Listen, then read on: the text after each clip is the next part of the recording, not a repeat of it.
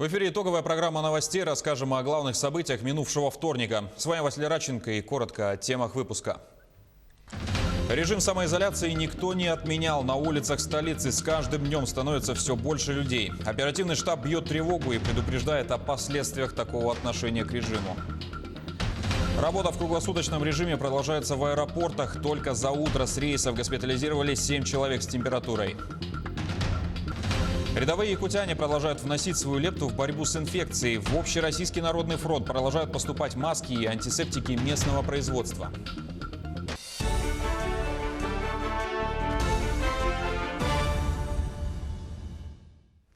Количество заболевших COVID-19 в России достигло почти 7,5 тысяч человек. Выздоровевших чуть менее полутысячи, а умерло 58. По данным, за минувшие сутки выявлено 1154 новых зараженных коронавирусом. Летальных исходов 11, выписалось из больниц 88 человек. Айсан Николаев призвал якутян соблюдать меры самоизоляции. По словам главы региона, со вчерашнего дня увеличилось количество людей на улицах, в автобусах и учреждениях города Якутска. К сожалению, нельзя говорить о том, что вирусная инфекция у нас в Якутии побеждена. Мы, наоборот, сейчас ожидаем, что в связи с достаточно большим всплеском в других регионах страны, все равно в случае завозной инфекции, они в республике будут регистрироваться, к сожалению. И здесь всем режим надо соблюдать. К сожалению, даже те, кто приехал из-за границы, некоторые не соблюдают режим самоизоляции. У нас это все зафиксировано. Все те, кто приехал из-за границы, они находятся сейчас под наблюдением в рамках самоизоляции, и современные информационные системы, в том числе с использованием данных сотовых операторов, позволяют нам отслеживать их. И еще раз хочу сказать, что, к сожалению, не все из них соблюдают. О недопущении таких скоплений людей на улицах и в учреждениях, которые наблюдались последние 2 дня, говорили и на брифинге оперативного штаба. Зампред правительства Ольга Балабкина отметила, что с началом недели люди выходят на работу на очную форму. В текущей ситуации это недопустимо и необходимо максимально соблюдать дистанционный режим работы. Насколько возможно, все органы государственной власти, государственные и муниципальные учреждения должны применять удаленную форму работы.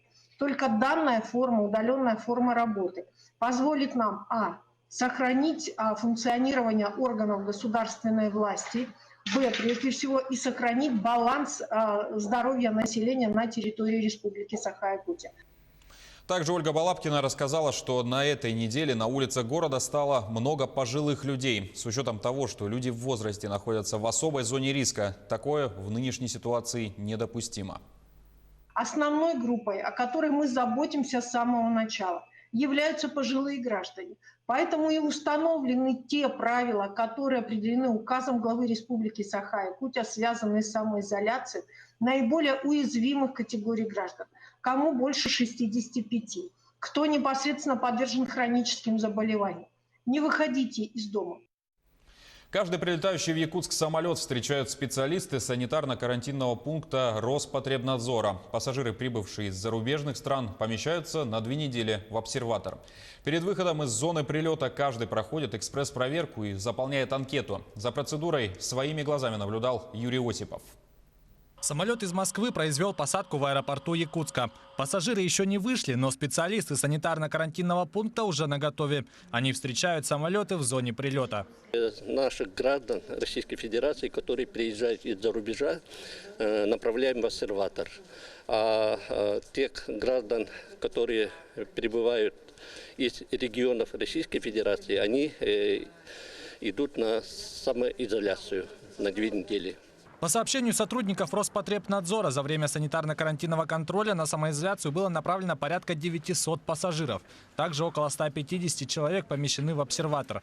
Круглосуточно здесь дежурят по 5 сотрудников санитарно-карантинного пункта. Когда прилетает много людей, сложно проверить каждого. Ведь на то, чтобы даже измерить температуру каждого пассажира, уйдет немало времени.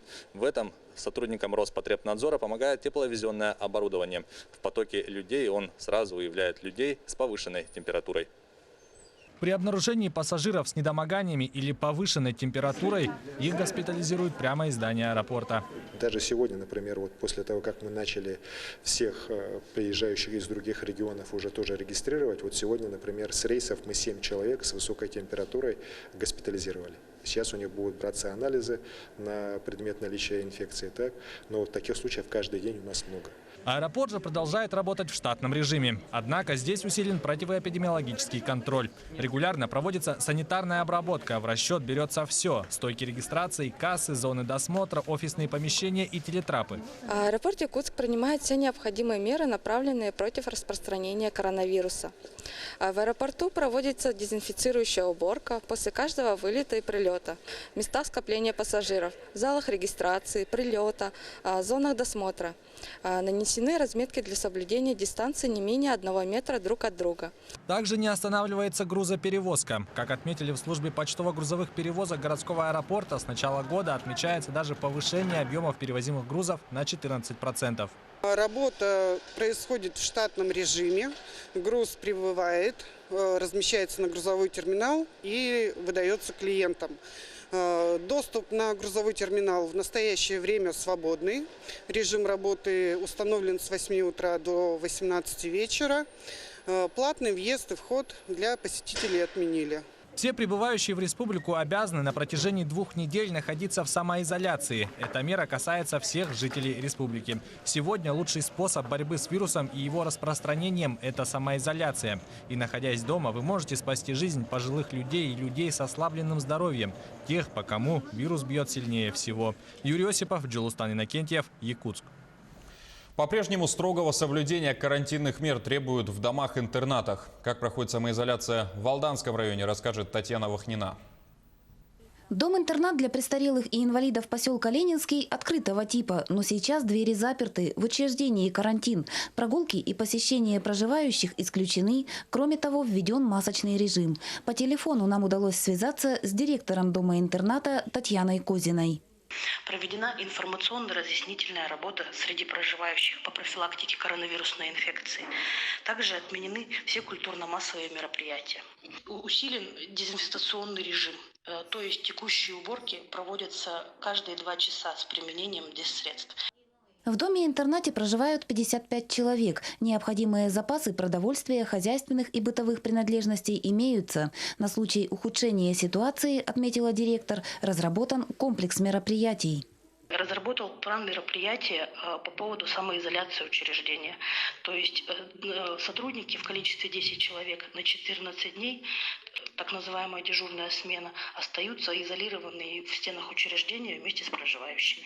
По мнению сотрудников, ограничения, наложенные карантином, переносятся без особых проблем. Лечебно-укрепляющие процедуры проводятся в обычном режиме, всем необходимым проживающие обеспечены. Наши проживающие, они все обеспечены в домах-интернатах как питанием, так и лекарственными средствами и препаратами. То есть на весь период данных эпидемиологических мероприятий. Сейчас двери домов-интернатов закрыты не только для посетителей. Социальные учреждения новых проживающих не принимают. Люди будут заселяться в интернаты после снятия режима изоляции. Перевод граждан из других домов презрения также не осуществляется. Мера временная для того, чтобы исключить контакты, да, то есть и возможно, может быть, заражение и так далее. Также переведение и движение граждан из других интернатов на данном этапе у нас приостановлено. Дом-интернат поселка Ленинский – один из 3 действующих в Алданском районе. Аналогичные карантинные меры соблюдаются во всех учреждениях. Татьяна Вахнина, Сергей Шипачев, Алдан. СФУ выделила для волонтеров общежитие номер 20. Заселение началось с минувшей субботы, 4 апреля. На сегодняшний день там проживают 67 человек. Это студенты, аспиранты и выпускники мединститута, которые задействованы для помощи в борьбе с COVID-19.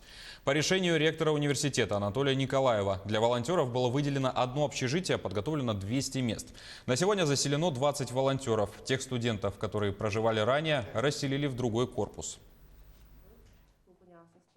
По всей республике у нас зарегистрировано 2021 волонтеров. По городу Якутску их насчитывается более 200 человек в возрасте от 18 до 50 лет.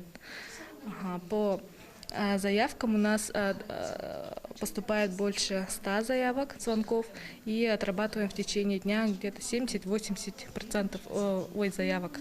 А остальные либо отменяют, либо же мы откладываем на завтра. Активисты Общероссийского народного фронта направили в районы Якутии маски и антисептические средства, которые поступили в адрес волонтеров от якутян. Помощь оказали работники Якутского колледжа технологии и дизайна, Республиканская коррекционная школа-интернат, Технологический колледж сервиса, Дом культуры «Надежда» и другие. В ближайшее время по линии Народного фронта ожидается поступление еще 10 тысяч масок на сегодняшний день. По всему региону в волонтерских штабах задействовано более 2000 волонтеров. Многие якутские предприниматели с понедельника начали торговлю через интернет и по телефону. Теперь не только продуктовые магазины и аптеки занимаются доставкой, но и, к примеру, продавцы канцелярских товаров. Некоторые принимают заказы онлайн и осуществляют бесплатную доставку домой к своим клиентам. А для того, чтобы привлечь потребителей, собрали специальные карантинные наборы с развивающими играми для всей семьи и товарами первой необходимости для дома. Я сама такой позитивный человек, да, и я вот говорю, никого без зарплаты не оставлю, да. Но тут получается, если человек не работал, ничего не делал, то я откуда возьму зарплату? Поэтому мы сделаем мозговые штурмы, как бы выйти из этой ситуации, и каждый у нас вовлечен и думает, как бы заработать этот апрель месяц, например, да. Ну, сейчас мы делаем бесплатные доставки до дома, до наших клиентов, и это как бы вроде бы чуть-чуть что-то дает. В Госдуму внесен законопроект о снижении платы за услуги ЖКХ. Главная идея в том, что если жилищно-коммунальные услуги были предоставлены с нарушениями, то необходимо будет провести перерасчет. То есть речь идет о нарушении непрерывности предоставления и снижения качества коммунальных услуг. Поправки в жилищный кодекс предполагают, что лицо, виновное в этом, обязано изменить размер платы за коммунальные услуги. Это были главные новости уходящего вторника. Наш телеканал продолжает следить за развитием событий и держать вас в курсе. Находитесь дома, берегите себя и до свидания.